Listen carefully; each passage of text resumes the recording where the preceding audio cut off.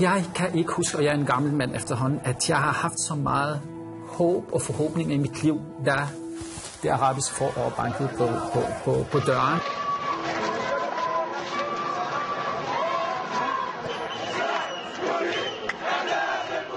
Folk talte om demokrati, folk talte om menneskerettigheder.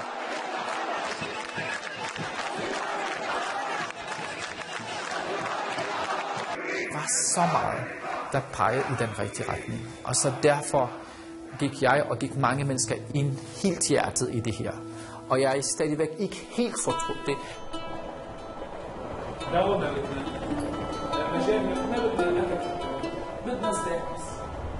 The revolution, I think it's bullshit. Jeg har med ej. Ved han, du er homoseksuel? Nej, det er det. Langt fra. You and I, we should go on the side of the people. Please, don't give me lessons. No, I'm not. Fuck you and your lessons.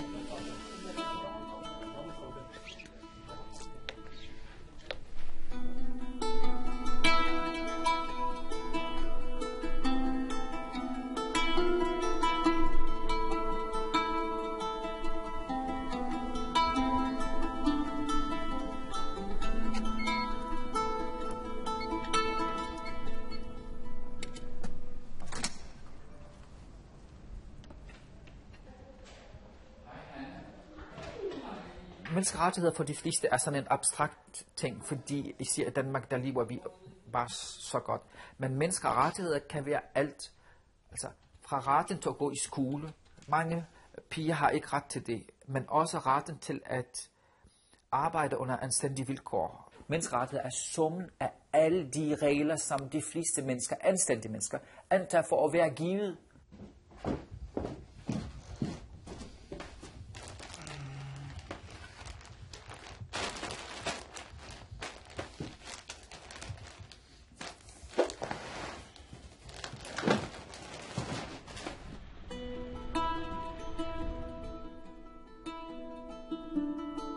Vi i Danmark har svært ved at gennemskue, hvad der foregår i Mellemøsten. Især de daglige krænkelser, som mange lider under. Det er en af mine vigtigste opgaver at være vidne og fortælle det, jeg oplever til danskerne.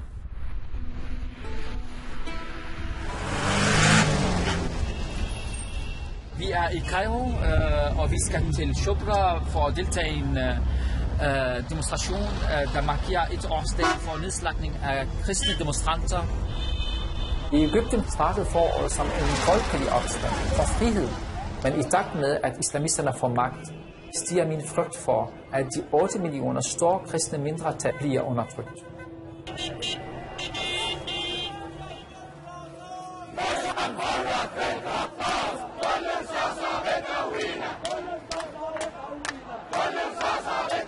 When the Arab Spring started in Tunisia, of course, my generation and every other generation was so excited because we thought the real thing has arrived at last. And you know, we have been working for many, many years, for at least for the past 50 years, people have been wanting change. And it was very exciting. Skal vi ikke få en af demonstranterne til at tale os? أنت كنت بالمسيرة؟ Yes, you have been here. بس عشان أقول لا تغني ولا تحكي، كل واحد يحكي حرية التعبير، هو بيحكي. أوكي؟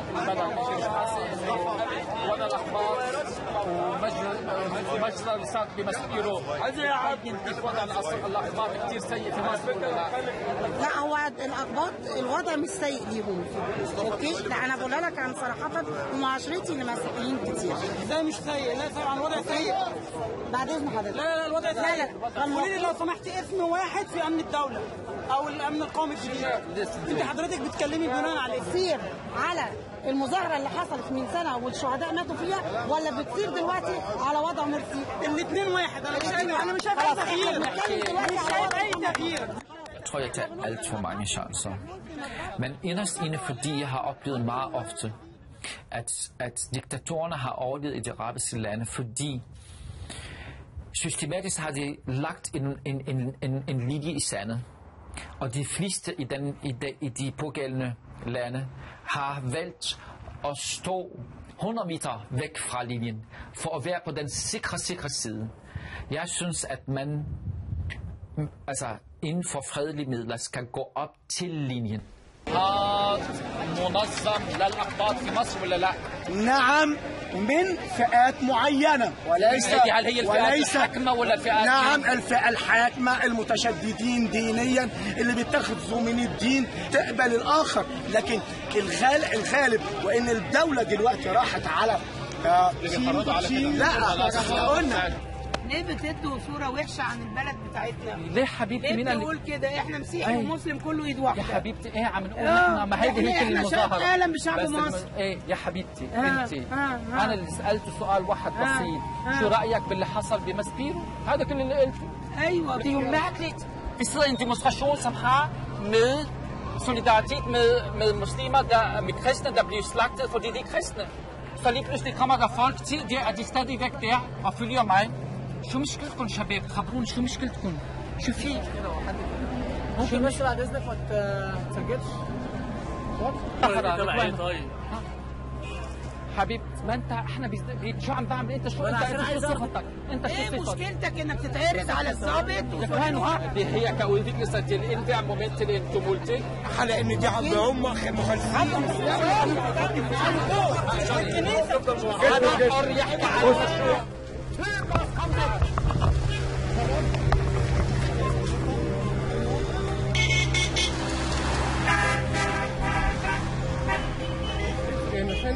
Jamen, jeg ved det ikke, fordi jeg stillede de der forbandede spørgsmål. Det er dem, der kommer dernede, er det ikke det?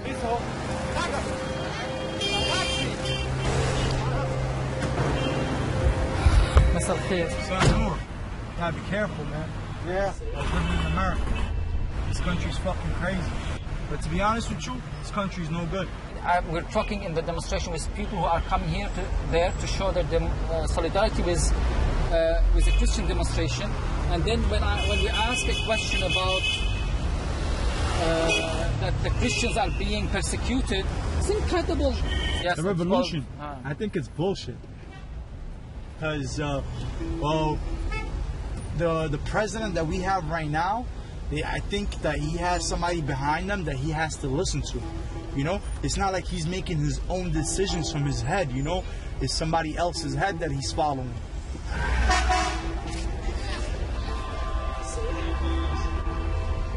Officielt forstår den islamiske regering, at religionsfrihed er sikret.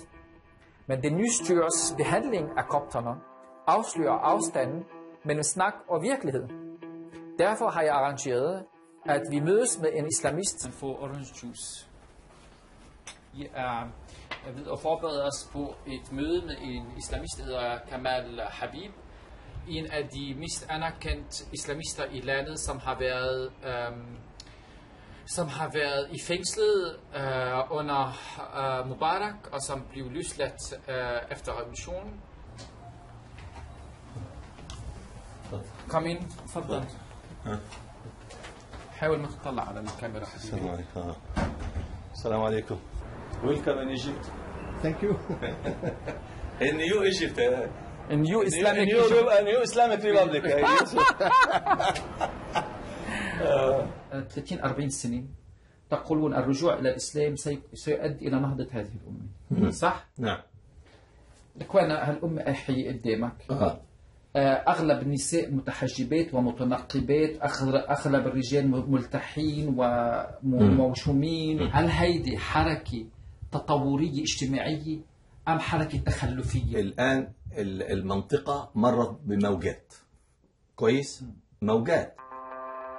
Jeg kan tydeligt mærke, at jeg fik ham til at komme på udbanen, fordi han skulle komme her og fortælle mig, hvor smooth og mainstream islamismen er blevet. Jeg prøver at forstå منك.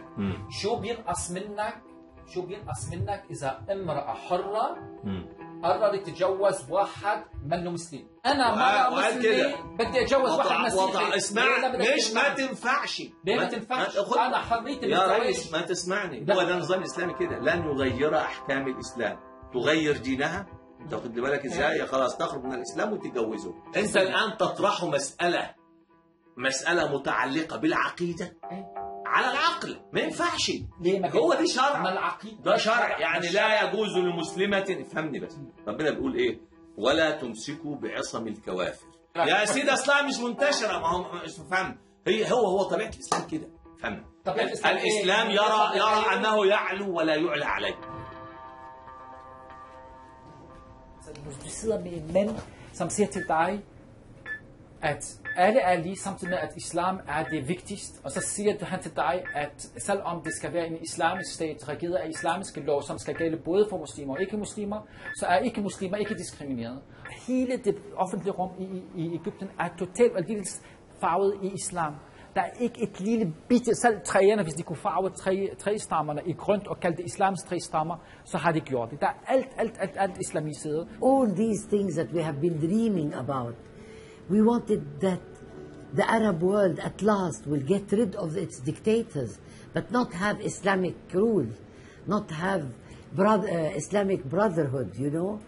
And then slowly we discovered that in Tunisia, in Egypt, in Morocco, in Algeria, even if they haven't done the whole thing, but it's obvious that the Muslim Brotherhood has been organizing themselves for the past 50 years.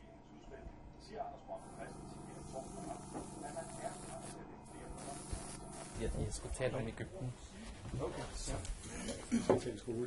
Ja, det er også vigtigt. Hvis de havde de skoler, vi har, så var der nok ikke så meget ballade og uro.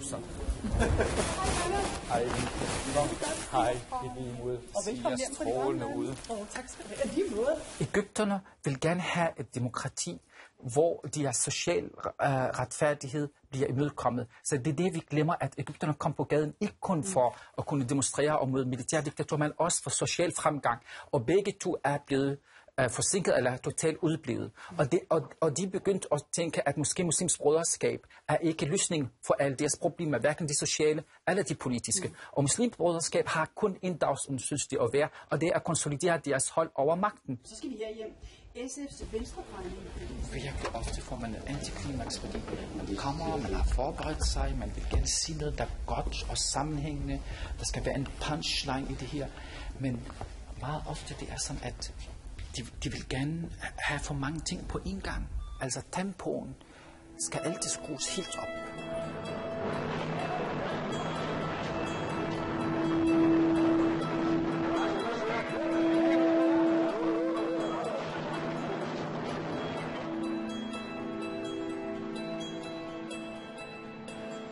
Jeg blev født i Beirut 1965 og voksede op under borgerkrigen.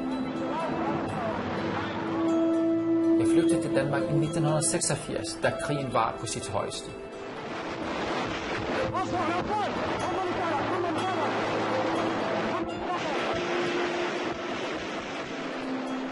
Det, der har præget hele min eksistens, har været en stærk bevidsthed om, at jeg står udenfor.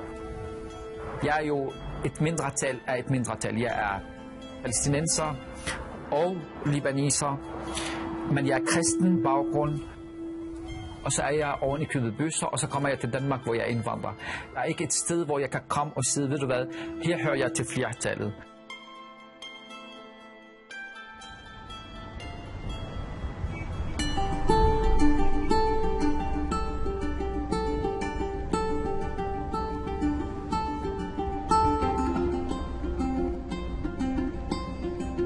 Det her, altså rent fysisk, altså den her jord oven på den, var der min barndomsgade, men sådan så det overhovedet ikke. De her alle sammen nye byggerier, og selv gamle byggerier er blevet sådan revamped, de er blevet fornyet på en måde, så man ikke kan genkende det. Der er kun 2 eller 3 bygninger, der er tilbage. Og her levede jeg under borgerkrigen. Det var en af de mest spændende og mest intense periode i mit liv, det må jeg indrømme. Der var ikke en dag, hvor der ikke kom bomber og sprængninger. Og det var også lidt nede her af gaden til højre, hvor jeg for første gang blev medlem af en milits, der hedder The Democratic Front for the Liberation of Palestine. Jeg var 14 år gammel.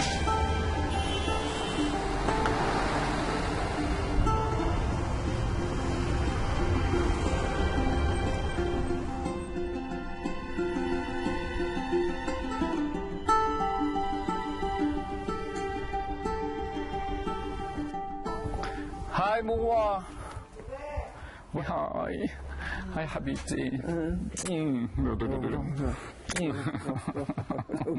ساعدني عليك يا مامي تعبانة ليه تعبانة هيك؟ تعبانة ليه تعبانة؟ كلاتهم يومين ورايحين. 2 dage, og så er du tilbage i dit elskede Danmark. Vi er i hjertet af det maronitiske kristne bjerge i Libanon. Det er det, jeg kalder de kristnes sidste ståsted i Mellemøsten. Og min mor stammer herfra. Hun er født i den her lille landsby. Og det her gamle hus, det her er over 100 år gammelt. Det er her, hvor min mor voksede op, i det her gamle hus.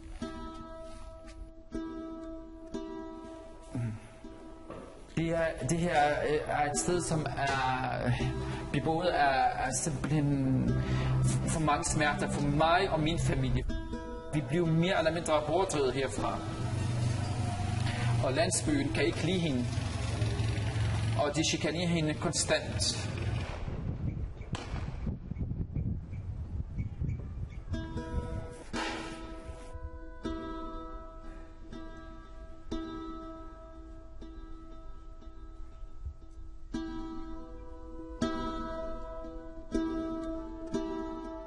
Jeg tror, det arabiske forår har sat nogle kræfter fri, som ingen har anet omfanget af den forandring, de vil medbringe. Vi har alle sammen haft en fornemmelse af, at islamisterne kan være stærke, men altså de er stærkere, end vi har troet, og der er en afgrund af frustration og had i de arabiske masser, som vi er ved at vidne til her i øjeblikket.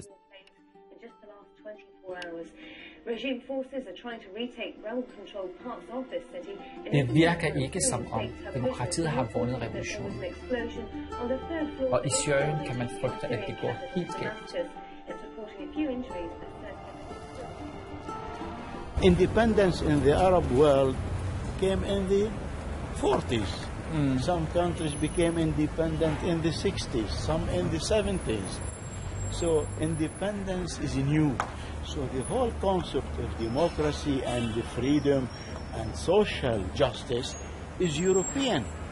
Maybe the Arab mind is alien to these modern concepts. What happened in Europe in 1848 and what happened in France in 1789 is a complete radical social upheaval. It might not happen here with the Arab Spring. We don't have a Jean-Jacques Rousseau. We don't have a Voltaire. We don't have a Kierkegaard. We don't have Jean-Paul Sartre. We have Tariq Ramadan, and we have all these Muhammad Sarhan, and all these Islamists who are talking to these masses who are headless. Nobody brought yet a comprehensive philosophy in a solid framework of analysis, which takes the social dimension into consideration. The question is not only political. شو هربتي منا؟ لا وصلت قبل كنت شفت لو شفت معي بالسيارة. الاشياء اللطيفة كثير حلوة. Nidal Ashkar er en kristen libaniser og en kendt meningsdanner i hele Mellemøsten. Hun har indvilget at tage en snak med mig om konflikten i Syrien og om det arabiske forår. In France, it was planned with intellectuals, with Voltaire, with all these people that wrote before the revolution. They knew what they wanted. In Russia, they knew what they wanted. Every other revolution. In Spain also. So what happened in the Arab world is really a mess. Now, when we go back to Syria, Syria is completely different. In Syria, they had a policy to stand against Israel. I'm against Israel. And I'm against every European country that has been sending weapons to Syria. All of them. It is so important for me to feel that these people, this resistance, will always be fighting against Israel. This is what the West don't want us to say. You must understand, for us, Palestine is a priority. So it justifies everything. It doesn't. Of course, it does. Justifies Everything. I even accept to go back in time 100 years. I don't care. I am with the Syrians and with the Iranians because they are backing the resistance against Israel. You and I, we should go on the side of the people. Don't teach me what to do, No, please. I'm asking you. Please, don't give me lessons. No, I'm not giving Fuck you and your lessons, I tell you. I tell you this frankly and in front of a camera. I don't care a fuck about your ideas. At all. Look, they said we are going to the Arab Spring, the West. They were very happy. Look what happened. Look what happened all over the Arab world. They made a mess. Kvinden er over 70 år gammel, og hun er teaterchef, hun er Libanons førende skuespillerinde. Og du kan se igen, hvor hun kan tillade sig at bryde ind hver høflighedsnorm. Det er, når hun kan tillade sig at tale om den store fjende, det er Israel og Vesten. Det er jo derfor, at Israel og konflikter omkring Israel er så central. Fordi den har været brugt systematisk for både at terrorisere enhver nytænker, enhver ægte krav om demokrati, og for at legitimere de her forfærdelige diktaturer. Først var de sekulære diktaturer, og nu er vi ved at få islamisk diktatur. Det er utroligt. Kom.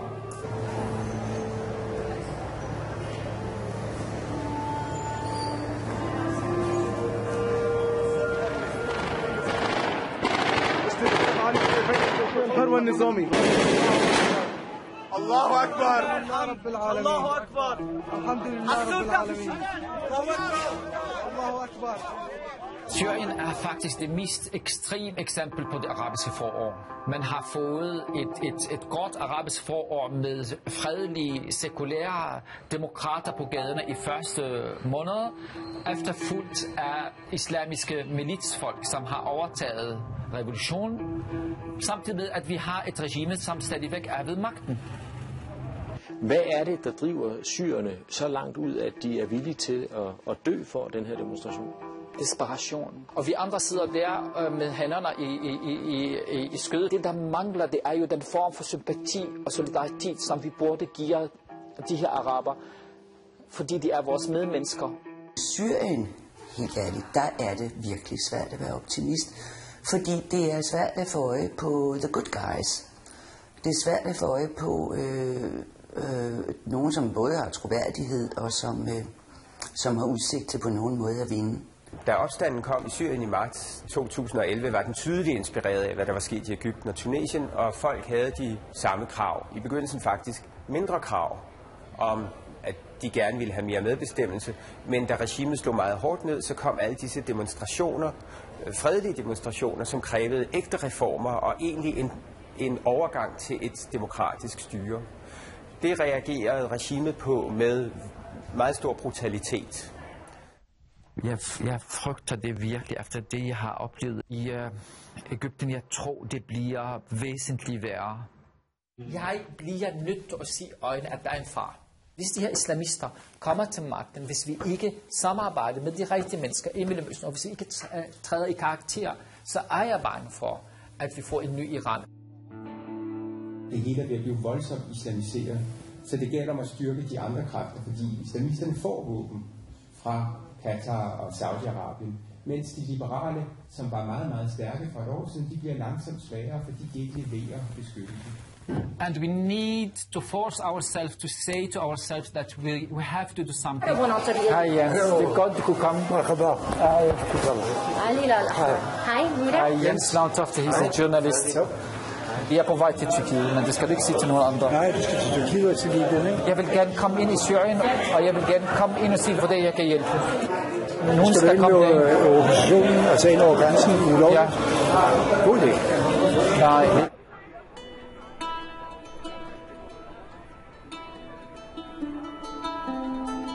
Det siger virkelig sort ud i øjeblikket i kraft af, at de mest formørkede kræfter synes at sætte dagsorden. Men det er ikke en pessimisme, der gør, at den overbeviser mig om, at jeg ikke skal støtte de her mennesker, fordi jeg synes, så længe de er i krig med den diktator, som vi er ved at sætte nye standarder i forhold til krigsforbrydelser og forbrydelser mod menneskehed. Og jeg gik rundt for at finde ud af, hvad der er i den her by. Og så skulle jeg lige opleve kirkerne og så videre. Og lige i nærheden, der var der en af de artisaner eller håndværksteder, hvor man stadigvæk dyrker silkeorm. Silke, som jeg har så købt i dyrdom. Før jeg skal ind i Syrien og blive skimørtet, så synes jeg skal lige klæde mig i silke. Hallo? Hallo? Hej, mami! وينك يا لص يا محتال؟ أنا لا لص ولا محتال مامي، أنا بأنطاكيا. جيت لعنا بالترين بالباص بأي شيء؟ ماما أنا جيت بالطيارة لهون ومعي شو اسمه المخرج وطالعين على سوريا بكرة. أها. دير بالك على حالك. إيه ولا يهمك، يس كان نوك بس بو.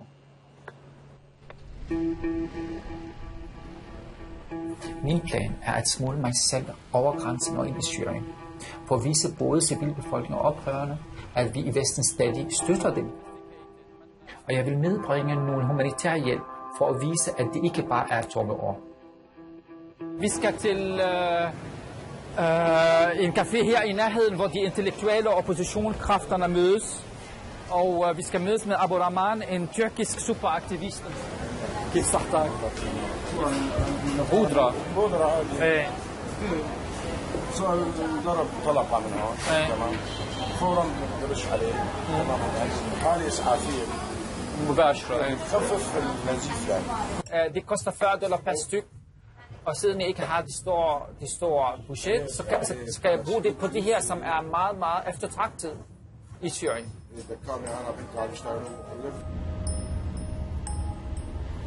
Og man fortæller, at man har begrænsede penge. De kan ikke forstå det, ikke? Fordi de synes, man skal komme med mere. Men altså, jeg prøver at forklare dem, at jeg er alene om det her, ikke?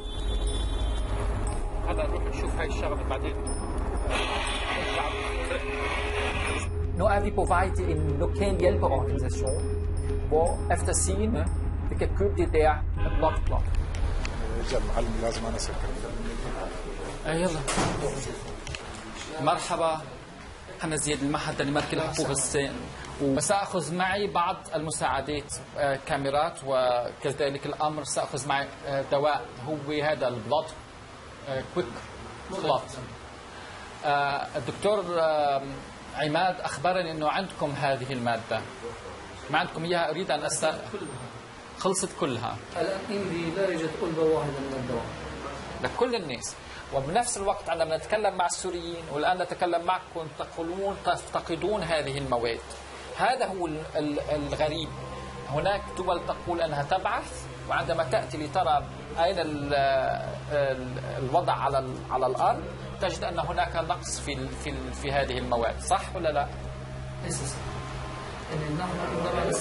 أخي شوف يعني المشكلة مو إسرائيل صح؟ أنا تصبر يومين أنا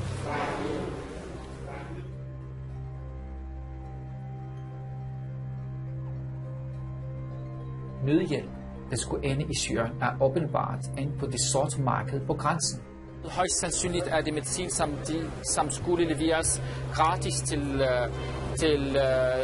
syriske klinikker og så videre, hvor jeg skal til. Men altså, hvad kan jeg gøre? Jeg kan ikke tage til Syrien empty-handed. Jeg bliver nødt til at købe noget. Og jeg har skabt noget af de bedste. Det er amerikanske soldater. Jeg tror højst sandsynligt, de har smuglet den fra Tyrkiet, fra Irak. Det er amerikansk hæres egen medicinpakke. Jeg køber 20 for 1000. Og det er meget billigt, fordi han sælger mig dem til halvprisen. Og det tyder igen på, at det er faktisk, fordi de har været gratis.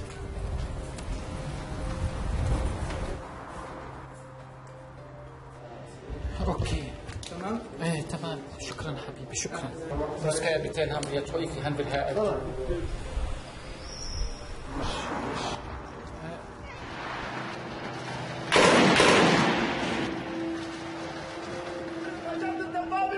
Allahu Akbar!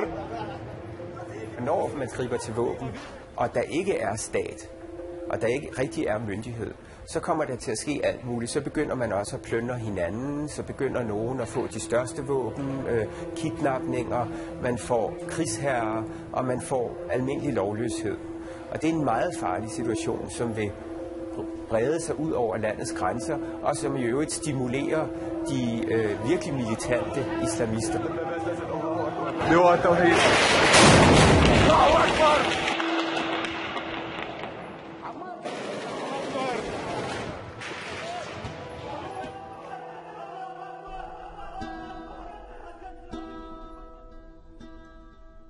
Det er meget vigtigt, at den person, som du skal tage ind i Syrien med, at det er en ægte aktivist. Mareridt-scenariet er jo selvfølgelig den, at den person, jeg har kendt i snart 6, 7, 8 måneder, at det er en person, som faktisk samarbejder med regimet. Hans opgave er at smule våben, men også mennesker. How are you?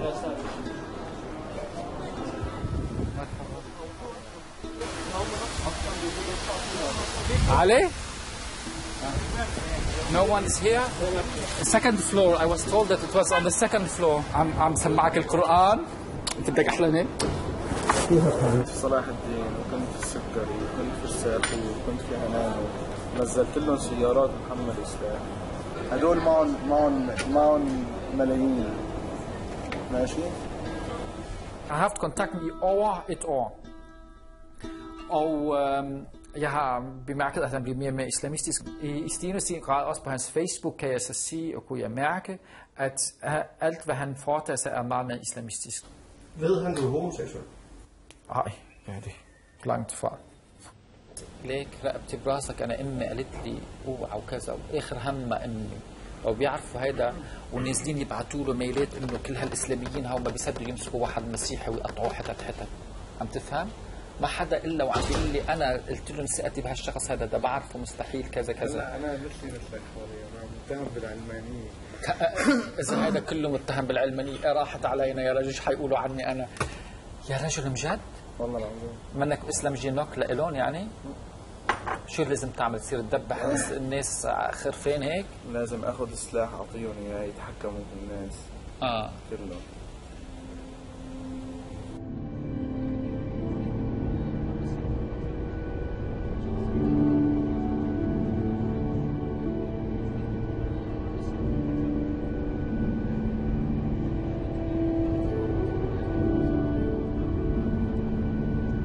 værste, det er selvfølgelig, at der kan opstå krigshandlinger. Altså, regeringen bruger jo både MiG-21 og 23 og hårde kanoner.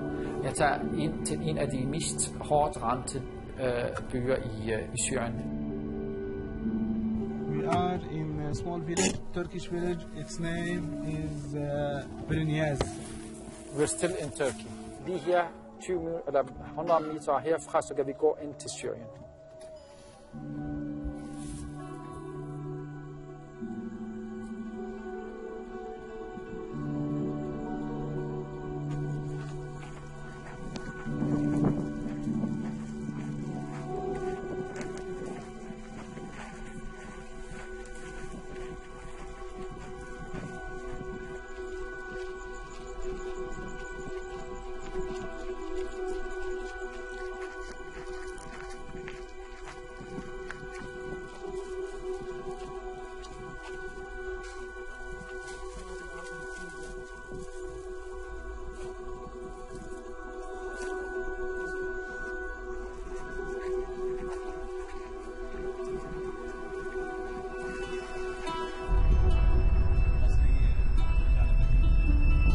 Altså, jeg er kommet her for at gøre 2 ting.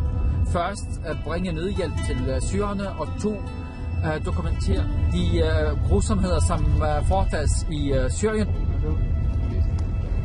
Altså, situationen er ret desperat, må man nok sige. Meget kaotisk.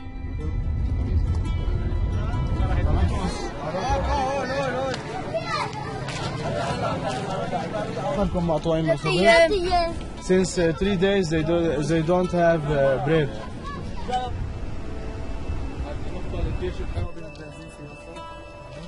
Takbir!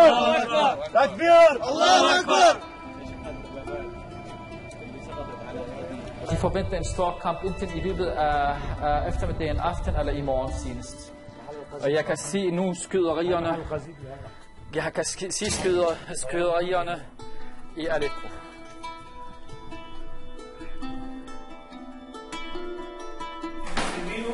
وعم شريك على حسابنا. Og det er بولونية عزماء الإرهابيين احنا اللي جايبنا سلفيين. لو انكم الإرهابيين كان احنا نخلص من هذا اللي عندنا. نحرر غير البلد، عملنا نحرر بلدنا. ما نبنا دوما بدنا مشاكل، ما بدنا أكل حتى، بدنا سلاح بس.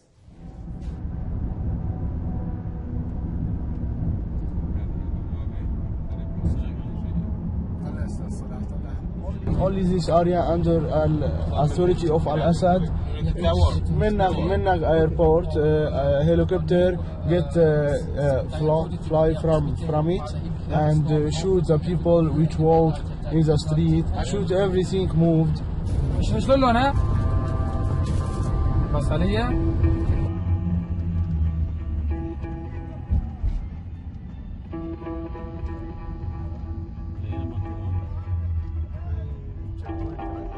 قولوا علي بالله بسهلة عم يصوركم يا شباب.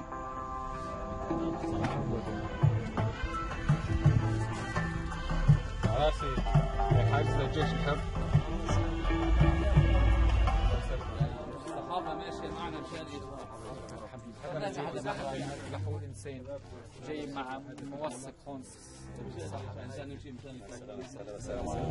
ونحن يعني بصراحة ضحية مجتمع دولي أولا وضحية بعضنا ثانيا. ما في حدا عم مد ايده منا. عملوا اعتصام، طلع المجلس الوطني يعمل اعتصام، يعمل مشنقة على حاله ويوقف على باب باريس، واشنطن، تركيا. كاس تشربها حلال طالع كلنا عشان هيك جاي تموت بشارع ابرد التهاب. انا عشان هيك خلص انت وشو اسمه الكتيبه هون قدرت احكوا مثل ما بدكم. ليه؟ واهم شيء الامان لهالولاد ولاهلنا ولحريماتنا، واهم شيء مستقبلنا يكون مزهر، وكل انسان ياخذ حقه في هالدوله، وكل انسان ينفذ ايش في باله وشو يشتغل عمله، مهم بدون اضطهاد او طائفيه. اشخاص معينين بتولوا السلطه، بتولوا المسؤوليه عن باقي الناس، وان بيفرضوا عليهم كل شيء. بدي كل الناس تاخذ حقوقها بشكل متساوي. Og jeg tror, vi tiltrækker for meget opmærksomhed, så vi må hellere komme i gang. Vi skal ikke være samme sted for længe. Vi risikerer, at den syriske hær opfanger os i den bil, vi kører rundt i.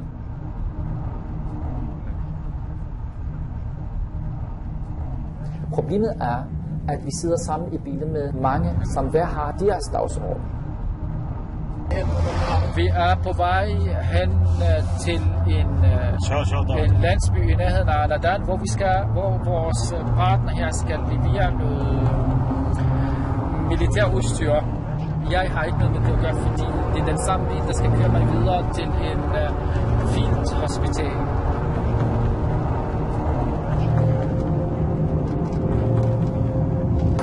Han burde vide, at vi ikke skulle være med. Hvad siger du? Han burde vide, at vi ikke skulle være med. Han er en skide dreng, jeg er ked af det. Det her behøver vi ikke at være med, og det er ikke vejen til Al-Adan, det her. De skal levere nogle våben, de andre der, og være med. Jeg tror, du kender ham som nogen. Men احنا يا حدا. يلا يلا. تشيك بوينت.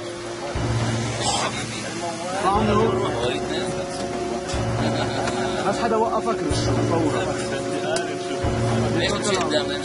بمشي قدامكم يلا. ما معنا. يلا يعني ما معي غير مسدس.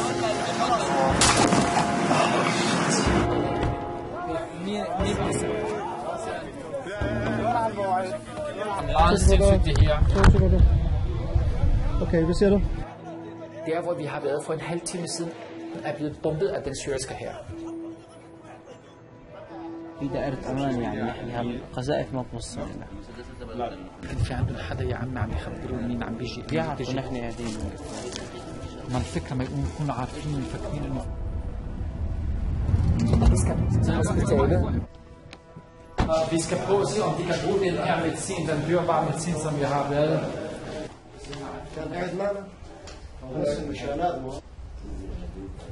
شو؟ حبيبي ادم تقول لي عم بيقولوا لي انه هيدي اهم شغله موجوده وحقها $100 الوحده. انت عم تقول لي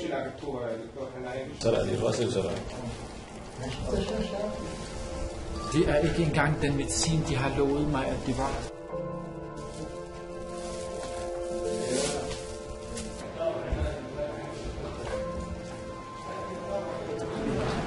أنا هلا قاعد بمستشفى دانا والدم واصل للركب وجاي عم بعطي للناس هيدا شو اسمه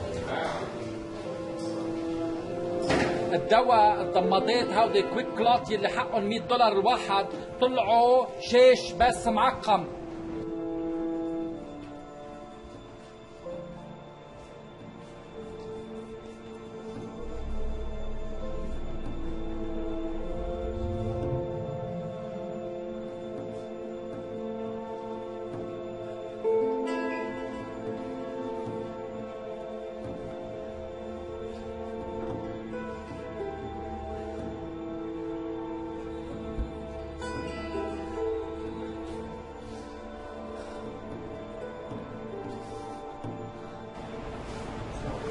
أخذ مني $1000 النصاب الحرامي وجاي لعند الناس اللي عم بتموت هلا 3 شهداء نازلين و8 هذا وآخر شيء بياخذ مني مصاري وبيعطيني ضمادات. يا عمي استحوا يا عمي عيب.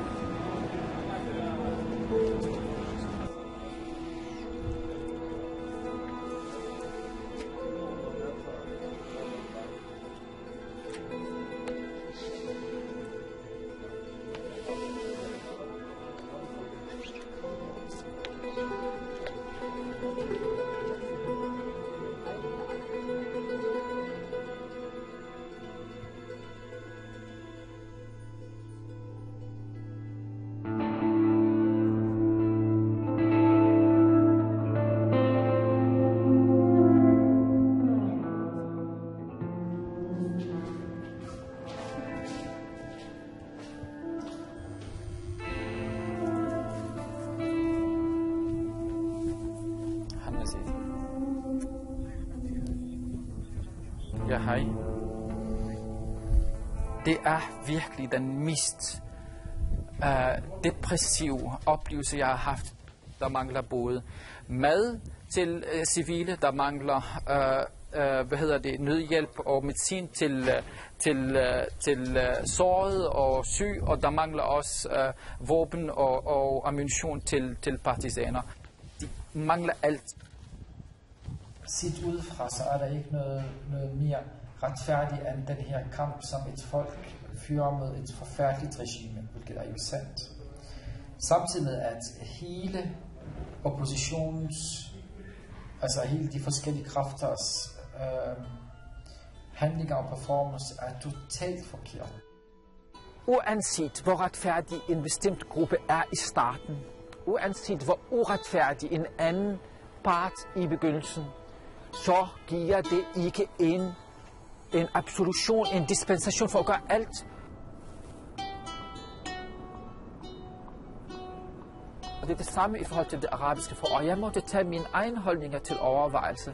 Altså, selvfølgelig Mubarak var forfærdelig. Selvfølgelig Gaddafi er en forbryder. Og Assad er en større forbryder. Men det betyder ikke, at vores oprindelige støtte til de her diktatorers modstandere skal være ubetinget.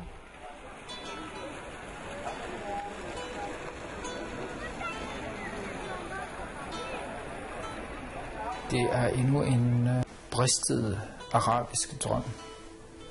Endnu en forspildt chance for at gøre op med generationer af undertrykkelse. Tingene gik ikke i den retning, som vi ønskede. Hverken i Tunesien eller i Yemen. Især ikke i Egypten, ej heller ikke i Libyen, og bestemt ikke i Syrien. Det er det rene mareridt efterhånden.